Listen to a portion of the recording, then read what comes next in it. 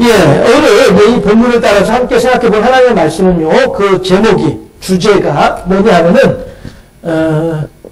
내가 아니라 나를 버림이라. 예, 이 말씀으로 하나님께서 사무엘에게 하신 말씀이죠. 사무엘아, 백성들이 너에게 와서 왕을 요구한다고 해서 너무 서운해하지 말아라. 왜냐하면 백성들은 너를 버리는 것이 아니라 나를 버리는 것이야. 그러니까 너가 너무 그렇게 서운해할 필요는 없을 것 같아. 라고 하나님께서 사무엘에게 위로하시는 말씀이 바로 네가 아니라 나를 버렸어. 라고 말씀하시는 거죠. 이것은 어떻게 보면요, 그러니까 이제 우리가 신인 동형론이라고 얘기를 하는데요.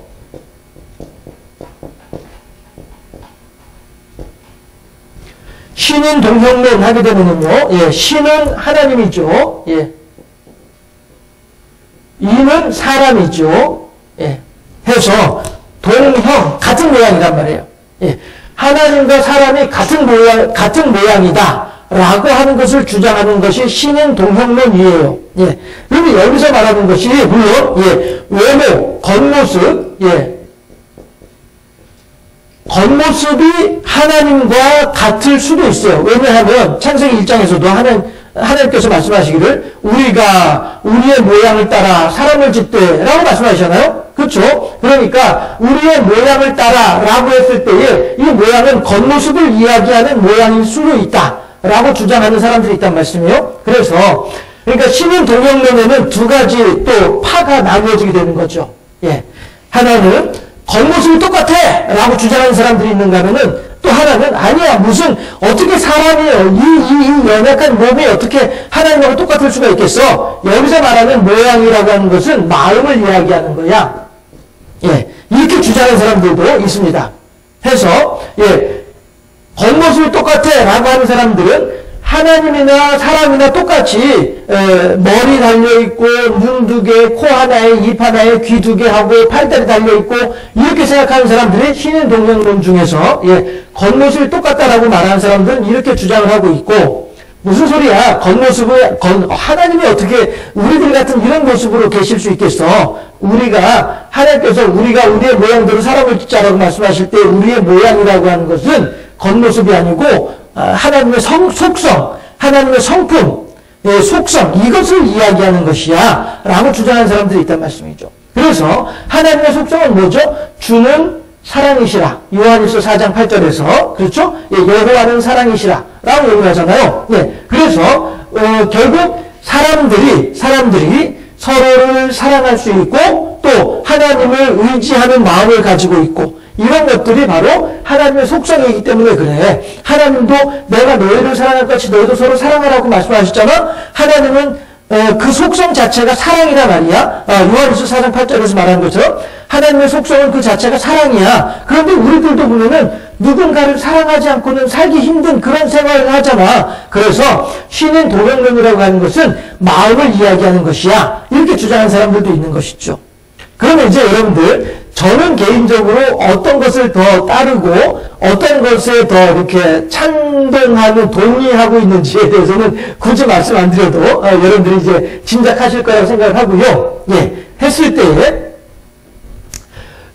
이 신인 동형론이라고 하는 측면에서 하나님께서 네가 아니라 나를 버림이니라 라고 하면서 사무엘에게 위로의 말씀을 하고 계시지만 이 마음에는 또 어떤 마음이 있는 거예요? 하나님의 마음이 찢어지고 있는 거죠. 왜요? 야, 저 이스라엘 백성들이 말이야, 내가 그동안에 그렇게 얘네들을, 이 이스라엘 백성들을 살펴주고 돌봐주었음에도 불구하고, 나를 버리고, 인간적인, 세상적인 왕을 요구하고 있구나. 나를 버리고 있구나. 이것을 생각을 할 때에, 예, 하나님의 마음은 찢어진다라고 하는 것이죠. 사무엘이 서운해하는 것보다도 30배, 60배, 100배의 어떤 그런 가슴앓이로 하나님께서는 아파하고 계신다. 이것을 우리가 생각해 볼 수 있다는 것입니다. 신의 동형론은 이거는 우리가 이제 천국 가면 알게 되는 내용이죠. 예, 하나님한테 가게 되면 알 수 있게 되는 내용이 있죠. 지금까지는 뭐 그냥 서로 간에 이렇게 저렇게 주장하는 바이고 서로 간에 나 이렇게 생각하는데 그래 나는 이렇게 생각해. 사람들 간에 설왕설래 하는 내용일 뿐이고 그러면 한 가지 분명한 것은 뭐냐면은 하나님께서는 사람을 창조하시되 어떻게 창조하셨느냐면은 우리의 모양과 우리의 형상을 따라 하나님께서는 사람을 창조하셨다는 것이죠.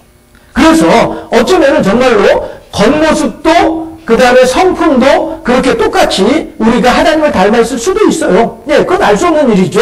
우리가 하나님께로 가서 보게 되면은 하나님도 우리처럼 이렇게 생기셔가지고 우리가 이렇게 하나님한테 가면은 어이구 그래 잘 왔다고 해서 끌어내 주시고 이렇게 하시는지 몰라요. 알 수 없는 일이죠. 그것은 다만 성경에서는 그렇게 말씀하고 있다는 건 분명한 사실이에요. 우리의 모양과 우리의 형상을 따라 사람을 짓자 라고 말씀하셨고 또한 아담과 하와가 선악을 알게 한 다음에 열매를 먹었을 때에도 똑같이 뭐라고 말씀하시냐면은 저들이 우리와 같이 우리처럼 우리가 하는 것처럼 하나님께서 하신 성경에 나오는 말이요. 우리처럼 우리들이 그렇게 하는 것 같이 저들도 사람들도 이렇게 말씀하시죠.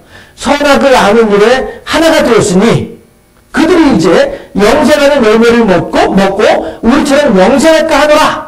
이것을 이제 두려워하게 되는 모습을 보이고 계시잖아요. 이런 걸 볼 때 거기 정말로 두려워서 막 무서워서 버벅 떨면서 두려워하는 것이 아니라 그렇게 될까봐 염려되는데 혹시 그렇게 되면 안 되잖아. 그렇게 하도록 내버려두면 안 될 것 같아. 이런 의미가 되는 것이죠. 무서워 어떻게 하면 좋아 막 이런 의미에서 두려운 것이 아니라 그런 의미에서 두려운 것이 아니라 그렇게 하면 안 될 것 같은데 그렇게 하지 못하도록 그러니까 미리 미연을 방지를 해야 될 것 같아. 이런 의미에서 하신 말씀이죠. 어쨌든 네가 아니라 나를 버리는 자라. 하나님께서 사무엘에게 하시는 말씀. 사무엘은 이스라엘 백성들이 아이고 사무엘님 우리들한테도 왕을 좀 주세요. 다른 나라들은 다 왕들이 있어가지고 있는데 우리는 왕이 없어요. 우리한테도 좀 왕을 좀 주시죠. 라고 할 때에 사무엘은 여기 보게 되면은 6절에서 우리에게 왕을 주어 우리를 다스리게 하라 했을 때에 사무엘이 그것을 기뻐하지 아니하였단 말이에요. 왜 기뻐하지 아니하였을까? 왜 기뻐하지 아니한 것은 7절에 보면 알게 되는 것이죠. 아니하여 여호와께 기도하며 7절에서 여호와께서 사무엘에게 이르시되 백성이 네게 한 말을 다 들으라. 이는 그들이 너를 버림이 아니요. 사무엘은 6절에서 기뻐하지 아니한 이유가 이 이스라엘 백성들이 사무엘에게 와서 우리들한테도 왕을 주세요 라고 할 때에 사무엘은 이 사람들이 지금 나를 배신을 하네. 이 사람들이 지금 더 이상 내가 필요 없다는 얘기네. 내가 나이 많아 늙어가지고 내 아들들이 사살을 하고 있는 중인데 나한테 와서 이렇게 말을 하는 것을 보니 더 이상 내가 필요 없다는 얘기네. 나 이제 늙었네. 난 이제 뒷방 늙은이네. 난 이제 뭐 할 수 있는 일이 아무것도 없네. 내 인생 끝났네. 사무엘은 이렇게 생각하고 있는 거란 말이에요, 지금. 그랬는데, 거기에 대해서, 7절에서 하나님께서 하신 말씀이, 이는 그들이 너를 버림이 아니오. 야, 이스라엘 백성들이, 사무엘아, 이스라엘 백성들이 너를 그렇게 아무런 힘도 없고 약하게 그지없는, 아무런 쓸모없는 그런 노인으로 취급하는 게 아니야. 그거 가지고 서운해하지 말어. 그거보다 더 심각한 문제가 있어. 뭔데요, 하나님? 지금 그들은 나를 버리려고 하고 있잖아. 내가 지금까지 그들의 하나님의 왕으로서 내가 그들에게 왕노릇을 해왔었는데도 불구하고 그들은 지금 나를 버리려고 하고 있는 것이야. 이게 더 심각한 거 아니냐? 그랬더니 사무엘이 그렇네요 하나님. 진짜 그렇네요. 제가 미처도 몰랐네요. 이렇게 되는 거란 말이죠. 어떤 그런 드라마처럼 상상을 해보자면은 이 6절 7절 말씀이 그런 의미를 가지고 있다는 것이죠. 그렇게 했을 때에 사무엘이 그럼 하나님 큰일 났네요. 이 이스라엘 백성들이 하나님을 버리게 되면은 어떻게 됩니까? 이거 큰일 난 거 아니에요? 라고 하면서 하나님 이제 그런 어떤 그런 성경에는 나와 있지는 않지만 그렇게 우리가 상상을 해볼 수 있겠다라고 하는 거예요. 자, 8절에서 내가 그들을 애굽에서 인도하여 낸 날부터 오늘까지 그들이 모든 행사로 나를 버리고 다른 신들을 섬긴 같이 내게도 그리하는도다. 여러분들, 이 말씀은요, 정말로 부모 입장에서 자식들에 대해서 좀 서운한 마음을 가질 수도 있을 것 아니겠습니까? 그렇지 않겠어요? 자녀들에 대해서 얘네들이 좀 이렇게 좀 해주면 참 좋을 텐데 라고 하는 마음, 서운한 마음, 좀 아쉬운 마음, 섭섭한 마음 이런 것들이 있을 수도 있잖아요. 예. 특히나 드라마 같은 데서 이제 보게 되면은 너 그럴 줄 나 정말 몰랐다. 네가 나한테 그럴 수가 있어? 라고 하는 이 말이 뭡니까? 그 사람과 나와의 관계 속에서 나는 너한테 충분히 해줄 만큼 해줬는데 너는 어째서 내가 해준 것에 대해서 그렇게 모르고 나한테 이렇게 원망을 하고 있느냐? 라고 하는 그런 측면에서 하는 말이잖아요. 그쵸? 나는 너한테 할 만큼 했는데 너 왜 나한테 이거밖에 못해? 이거죠. 너 그럴 줄 나 정말 몰랐다. 라고 하는 말의 의미는 그런 뜻이 있는 것 아니겠습니까? 네. 이런 것처럼 여기 지금 이 8절에서도 하나님께서 하신 말씀은 그런 드라마에서 나오는 그런 한 장면과 같은 그런 느낌을 주는 하나님의 말씀이라는 얘기죠.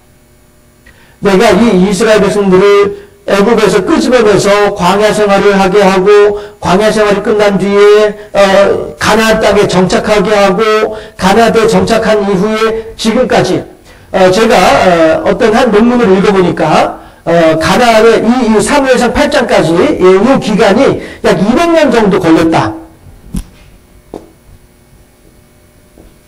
예, 이렇게 하는 논문이 있었어요. 네, 한 200여 년 정도 걸렸다.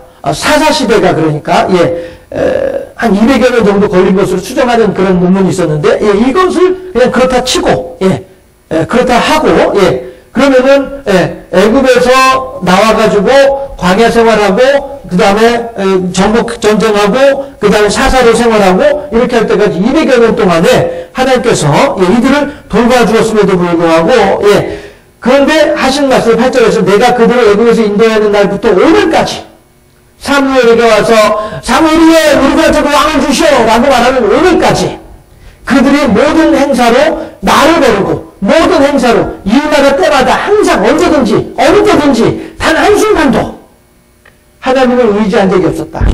하나님을 하나님으로 인정한 적이 없었다. 다른 신들을 섬긴 같이 네게도 그리하는도다. 그들은 나를 배신했어. 그리고 지금도 마찬가지로 너도 배신하고 있는 거야. 그러니 너 스스로가 배신당했다고 해서 그렇게 아파하고 있지? 나는 그보다 더 아파. 이런 얘기가 되는 것이죠. 그런데 여러분들 한번 생각해 보세요. 아니 한 번도 이스라엘 백성들이 하나님을 의지한 적이 없다라고 말씀을 하세요. 그러면은 그동안에 사사기, 그쵸? 제가 지난주에도 그 말씀 드렸는데 사사기. 자, 평안의 시간이 오게 되면은, 교만해지게 되고요. 교만해지면은 죄를 범하게 되고요. 죄를 범하게 되면은 징계를 받아요. 징계를 받으면은 회개를 하고요. 회개를 하면은 하나님께서 사사를 통해서, 역사를 해주시고요. 그럼 다시 또 평안해지게 되고요. 이게 사사기의 그 흐름이거든요. 하나님의 은혜 가운데 평안을 하게 되면, 등 따지고 배부르게 되면, 그렇게 되면 이제 슬슬 딴 생각을 하게 되는 거예요. 교만. 그렇게 교만한 마음이 들다 보면은 나중에 이제, 결국에 이제 죄를 범하게 되는 것이죠. 그 죄를 범하게 되면은 하나님께서는 그 죄로 인하여서 이스라엘 백성들을 징계를 하게 되는 거예요. 그럼 징계를 하다 보면은 이스라엘 백성들이 하나님 너 잘못했어요. 용서해 주세요. 내가 너무너무 힘들어요. 라면서 회개를 한단 말이에요. 회개하면서 기도를 하게 되죠. 기도하게 되면 하나님께서 사사를 보내주셔서 그 힘든 일들을 제거해 주시는 거예요. 그럼 이제 다시 또 이스라엘 백성들은 평화를 누리게 되는 거예요.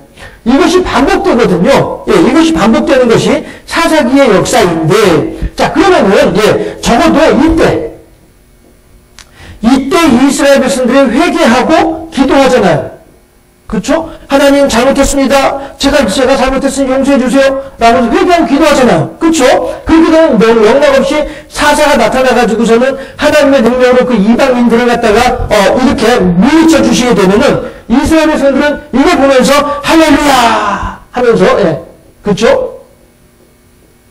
할렐루야! 하면서 하나님을 찬양한단 말이에요. 그래서 이제 평안해지게 되면은, 하나님이시여, 이제 우리들이 오직 하나님 뜻대로 살겠나이다. 라고 하면서, 결단을 한단 말씀이에요. 그렇죠? 이런, 적어도, 요 순간만큼은, 그렇죠? 적어도 이 순간만큼은 그래도, 이스라엘 백성들이 하나님을 온전히 섬기는 그러한 모습으로 우리들은 생각을 할 수 있단 말이에요. 사사기의 역사가 그렇게 했었었고요. 그래서 하나님께서 평안하게 하시니 그 지역에 40년 동안 평안하였더라. 80년 동안 평안하였더라. 이런 말씀들이 있잖아요. 예. 그럼 그동안에는, 예, 이 이스라엘 백성들은 하나님하고 아주 가까운 사이로 하나님하고 밀접한 관계로 이렇게 신앙생활을 했을 것으로 생각이 되는데, 그럼에도 불구하고 하나님께서는 지금 8절에서 하신 말씀이 단 한 시도, 한 번도 하나님을 의지한 적이 없었다. 라고 하나님께서 말씀하시는 거예요. 이것은 어떻게 보면요, 이렇게도 표현해 볼 수 있어요. 이제 제가 가족 관계로 말씀을 예를 들어드렸으니까, 계속 그렇게 이제 드라마의 한 장면처럼 생각을 하고, 가족 관계로 얘기를 해보자면은, 예, 이제 이른바 시월드, 예, 시어머니하고, 며느리하고, 딸하고, 그 사이에서 있는 일로, 드라마에서 이제 나오는 한 장면으로 얘기를 하면은, 예, 시어머니, 예, 그 다음에 딸, 그 다음에 며느리, 이렇게 있단 말이에요. 예, 이렇게 있으면은, 이제, 시어머니하고 며느리하고 같이 살아요. 드라마에서, 예. 시어머니하고 며느리하고 같이 살아요. 예. 그렇게 하는데, 시어머니가 며느리한테는 평상시에 별 얘기 안 하는 거예요. 그래, 알았다. 그래, 그렇지 뭐. 이렇게 하는 거예요. 그렇게 하는데, 어쩌다 이제, 예, 이 시어머니가 딸네 집에 갔어. 그래가지고 딸하고 같이 앉아있으면서, 엄마, 새언니가 요즘 엄마한테 잘해? 이렇게 하면은, 야, 잘하긴 뭘 잘하냐? 하면서 이제 막 쏟아서 나오잖아요. 그렇죠? 드라마에서. 여러분들이 그렇다는 것이 아니라 드라마에서. 예. 이렇게 한단 말씀이에요. 예. 이런 것처럼 지금 8절에서도 하나님께서 하신 말씀이 이거예요. 예. 그러니까 이렇게 얘기를 해볼 수 있겠죠. 예. 이 자리에 하나님이 계시고요. 하나님이고요. 여기에 이제 백성이고요. 여기에 이제 사무엘이 있는 거예요. 예. 그러면은 하나님께서, 예. 백성들하고 있었던 일들에 대해서 이렇게 사무엘한테 하나님께서 다 지금 털어놓고 계시는 거예요. 그런 의미로도 이 7절, 8절을 이런 의미로도 우리가 생각을 해볼 수, 이해할 수 있겠다라고 하는 것이죠.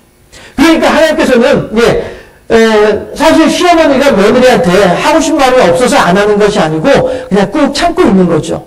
예. 이런 것처럼, 예, 하나님도 백성들에 대해서 하고 싶은 말이 많았음에도 불구하고 하지 않고 참고 있었던 거예요. 그랬다가 어느 순간 기회가 되니까 사무엘한테 다 쏟아놓는 거죠. 야, 있잖아. 이 이스라엘 백성들이 말이야. 애굽에서 8절. 애굽에서 인도하였는 날부터 오늘까지 그들이 모든 행사로 나를 버리고 다른 신들을 섬겼어. 그런 것처럼 너도 그렇게 하고 있는 거야. 라고 하나님께서, 예, 다 털어놓고 있는 거예요. 본물 터지지. 와. 여러분. 제가 여기서 웃으면서 이런 내용을 여러분들한테 말씀을 드리고 있습니다만은, 아까 처음에 시작하면서 신인 동영론을 얘기한 것처럼, 예, 이 시어머니는, 예, 누가 잘했고 누가 못했고를 떠나서, 예, 누가 잘했고 누가 못했고를 떠나서, 예, 시어머니가 딸한테 며느리에 대해서 이런저런 얘기를 막 할 때에는, 시어머니는 얼마나 체인 게 많았으면은 이렇게 말을 하겠습니까? 다시 말씀드릴게요. 누구 편을 들어 사는 이야기가 아니에요. 예, 누구 편을 들어 사는 이야기가 아니고, 마찬가지로 며느리도 마찬가지죠. 며느리도 친정엄마, 예, 친정엄마하고 이렇게 얘기할 기회가 있게 되면은, 며느리도 마찬가지로 그러겠죠. 아, 엄마 있잖아, 우리 시어머니가 있잖아, 말하면서 다 털어놓을 거 아니겠어요? 그렇죠? 예. 다시 말씀드리지만은, 누가 잘했고 누가 못했고의 문제가 아니란 말씀이에요. 이렇게 서로 간에 가지고 있는 감정에 대해서 털어놓는 시간이 있다라고 하는 거, 이걸 말씀드리는 거예요. 예, 다 쏟아놓는 시간이 있다는 거, 이걸 말씀드리는 거예요. 그런 것처럼, 그럴 때에, 시어머니가 딸에게 털어놓을 때에, 며느리가 친정 엄마에게 털어놓을 때에, 그 마음이 어떻겠냐는 거예요. 아이고, 그만 이렇게 채 있었는데, 그래도 이렇게 말 한마디 하고 나니까 좀 속이 후련하네. 이거잖아요. 그쵸? 예, 다시 말씀드리지만은, 잘잘못을 따지자는 것이 아니에요. 잘잘못을 따지자는 것이 아니라 그 상황에서 참고 있었던 감정, 그 상황 속에서 털어내지 못하고 있었던 마음, 그 상황 속에서 해소하지 못하고 있는 갈등, 이런 것들을, 예, 단지 말하는 것으로서, 단지 털어놓는 것으로서 후련해질 수 있다는 말씀이죠. 하나님께서도 지금, 예, 이러한 상황에서, 이러한 감정에서 시어머니가 딸한테 다 얘기하고 나면은 얼마나 후련하겠어요. 그렇죠? 며느리가 친정 엄마한테 그 얘기를 하고 나면은 얼마나 속이 편안해지겠어요. 그래서 그래도 그래도 엄마 나 그래도 가야지. 엄마 잘 있어. 나 지금 갈게요. 어머님 정말 우리 시어머니 밥 차려드려야 돼. 이러면서 다시 일어나서 가는 그 며느리. 어떻게 해요? 예, 친정 엄마한테 와서 다 털어놓고 나니까 그만큼 마음이 좀 가벼워지고, 그래도 생각해보니까 우리 시어머니도 고생 많이 하셨어. 나 같은 며느리 때문에 시어머니도 참 고생이 많으신 것 같아. 예, 엄마는 시집 살아갈 때 어땠어? 이렇게 하면서 말이죠. 예, 승화가 되잖아요. 자기의 감정이 털어지면서 시어머니하고의 관계가 새로워지잖아요. 정작 둘이는 뭐 아무것도 한 거 없어요. 예, 그저 시어머니는 뭐 딸한테 가서 얘기했고 며느리는 친어머니한테 가서 얘기한 것밖에 없어요. 그럼에도 불구하고 두 사람의 관계가 달라지는 거예요. 예, 이런 것들을 서로 간에 느끼는 거죠. 이심전심으로. 예, 이런 것처럼 그런 때에, 그렇게 할 때에 그 사람의 마음은, 그 시어머니의 마음은, 그 딸의 마음은 어떠하겠냐라고 하는 거예요. 그렇게 털어놓는 그 마음은. 그걸 한번 생각해 보자는 것이죠. 그랬을 때에 하나님도 마찬가지로 사무엘을 향하여서 이것을 털어놓으실 때에 그 마음은 어떠했을까? 하나님의 마음을 한번 우리들이 헤아려 보도록 하십시다. 이스라엘 백성들을 이렇게까지 하나님께서는 200여 년 동안에 걸쳐서 살펴주시고 돌봐주셨음에도 불구하고 이 200여 년 동안에 단 한순간도 이들은 하나님을 전심으로 하나님으로 인정하지 않았던 이러한 이스라엘 백성들이었다는 것이죠. 그래서 사사기를 시작을 할 때하고 사사기가 끝날 때하고 두 군데에서 똑같은 말이 나오는데 어떤 말이 나오냐면은 그때에 이스라엘의 왕이 없으므로 백성들이 자기의 소견에 옳은 대로 행하였더라. 이 말이 두 군데에 사사기 시작할 때하고 끝날 때하고 두 군데 똑같은 내용으로 나오고 있어요. 그때 이스라엘의 왕이 없으므로 백성들이 자기 소견에 옳은 대로 행하였더라. 왕이 없었나요? 아니었단 말씀이에요. 7절 보게 되면은 여호와께서 사무엘에게 이르시되 백성이 내게 한 말이다 들으라. 그 이유는 그들이 너를 버림이 아니라 나를 버려 자기들의 왕이 되지 못하게 하려니라. 하나님은 이미 이스라엘 백성들이 애굽에 있을 때부터 이스라엘 백성들에게 왕과 같은 역할을 했었어요. 그럼에도 불구하고 이스라엘 백성들은 하나님을 왕으로 인정하지 않고 있는 거예요. 그러니 사사기 시작할 때, 사사기 끝날 때 그들에게 왕이 없었다라고 사사기를 쓴 사람이 그렇게 평가를 하고 있는 거죠. 하나님이 이들의 실질적인 왕이었음에도 불구하고 이들은 한 번도 하나님을 왕으로 인정한 적이 없었어요. 8절에서 느끼게 되잖아요. 예, 오늘 애굽에서 인도하는 날부터 오늘까지 그들이 모든 행사로 나를 버렸단 말이에요. 나는 이스라엘 백성들에게 왕이었음에도 불구하고 이스라엘 백성들은 나를 한 번도 왕으로 생각한 적이 없었단 말이에요.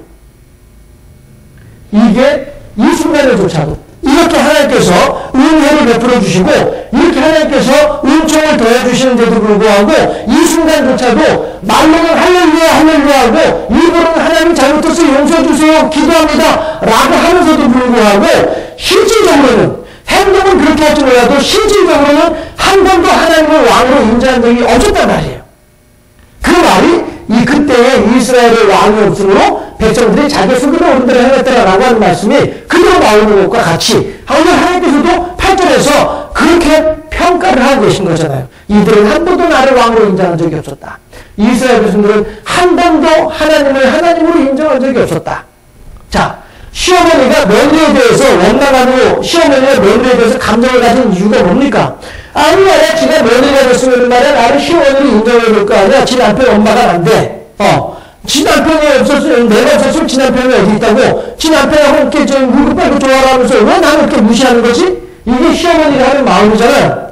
그렇죠? 예. 그러면은 시어머니는 며느리가 나를 시어머니로 인정하지 않고 있음으로 인해서 가슴 아픈 거예요. 이것이 내 마음에 흡족하지 않은 거예요.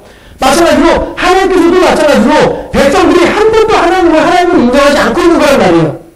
8절을 보게 되면 7절에서는 하나님을 왕으로 섬기지 않으려고 아예 작심을 해버렸고 왕이 하나님이 아닌 다른 존재를 왕으로 삼겠다고 하고 있고 8절에서 한 번도 하나님을 왕으로 인정하지 않았다고 하고 그리고 하나님은 백성들에 대해서 얼마나 많은 서운함과 아쉬운 마음을 가지고 있었겠냐 하는 거예요. 우리가 오늘 이 하나님의 마음을 한번 헤아려 봅시다 라고 하는 것입니다. 저는요, 다시 말씀드릴게요. 예, 이 관계에서 누가 잘했고 누가 못했고를 이야기하는 것이 아닙니다. 도리어 우리들은요, 예, 이 관계에서 과연 여기에 내가 있다고 한다면은 나는 하나님에 대해서 어떠했을까? 이걸 생각해보자는 것이죠.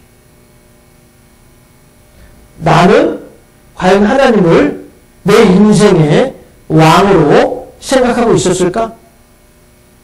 8절에 보게 되면은 애굽에서 인도하여낸 날부터 오늘까지 라고 했는데 내가 적어도 하나님을 믿노라 라고 했던 그때부터 지금까지 과연 나는 하나님을 그들의 모든 행사로 나를 버리고 나는 과연 하나님을 믿노라라고 하면서도 불구하고 나의 모든 행사에서 하나님을 하나님으로 인정하고 있었던가? 하나님을 나의 왕으로 인정하고 있었던가?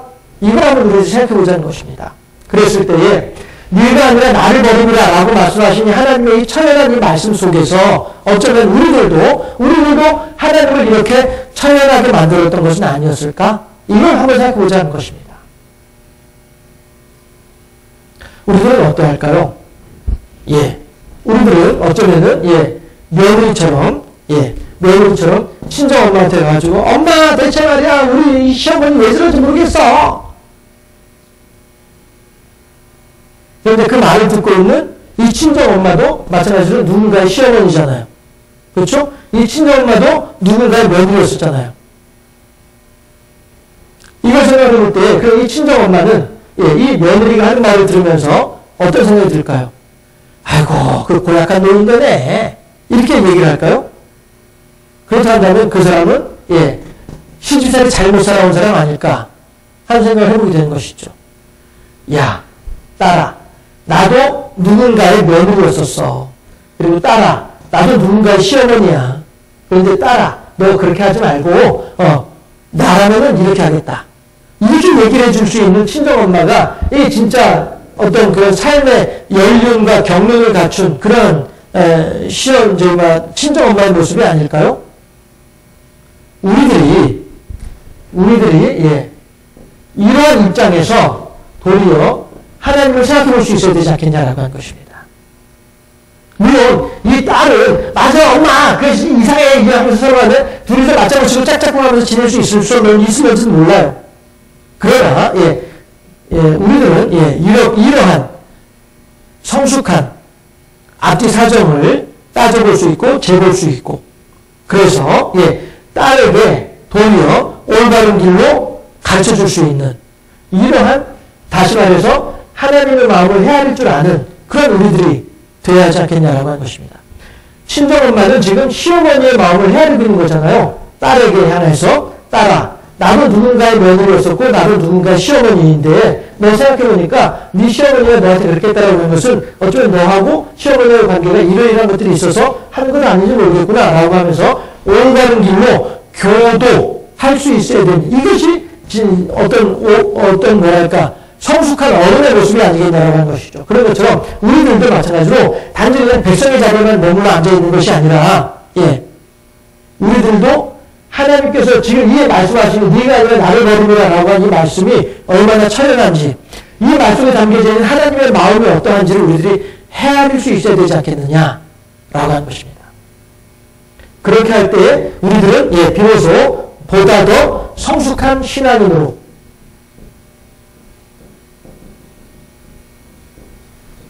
하나님을 경배할 수 있는 그런 사람으로 세워줄 수 있지 않겠나라고 하는 것입니다. 여러분들, 우리들은 늘 살면서 보이지 아니하는 하나님과 눈에 보이는 현실과의 사이에서 늘 우리들은 그 경계선에 서 있습니다. 그래서 때로는 이쪽으로 이렇게 넘어질 수도 있고 때로는 이쪽으로 결정할 수도 있고요. 우리들은 지금 그렇게 늘 살아가고 있습니다. 그런데 그러한 상황들마다 그러한 순간들마다 하나님은 어떻게 하십니까? 내가 너의 왕이 되니까 내가 너를 지켜주고 있다니까 내가 너를 돌봐주고 있다니까 그러니까 너는 다른 데 있지 말고 나랑 같이 있으면 될 것 같은데 라고 우리들에게 권면하고 계신 분이 하나님이시다라고 하는 사실.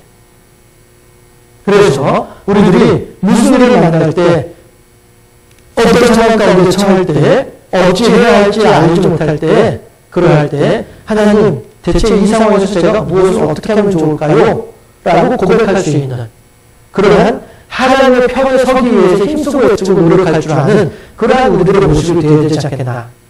그런 사람이 바로 하나님의 뜻을 헤아리고 하나님을 기쁘시게 하고 하나님을 영화롭게 할 수 있는 그러한 신앙의 모습으로 세워진 것은 아닐까.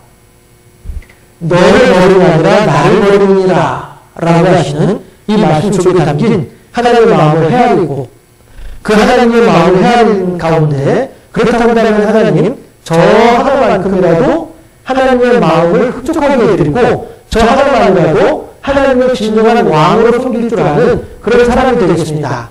결단할 수 있는. 그래서 하나님 저 한 사람만이라도 하나님을 기쁘시게 하는 사람이 되기를 원합니다. 라고 고백할 수 있는 그런 성숙한 신앙인으로 하나님의 편에 서 있는 사람으로 세워지는 우리 모두가 되어줄 수 있기를. 오직 여호와 제일주의의 신앙으로 살아갈 수 있는 우리 모두가 될 수 있기를 주님의 이름으로 축원합니다. 기도하겠습니다.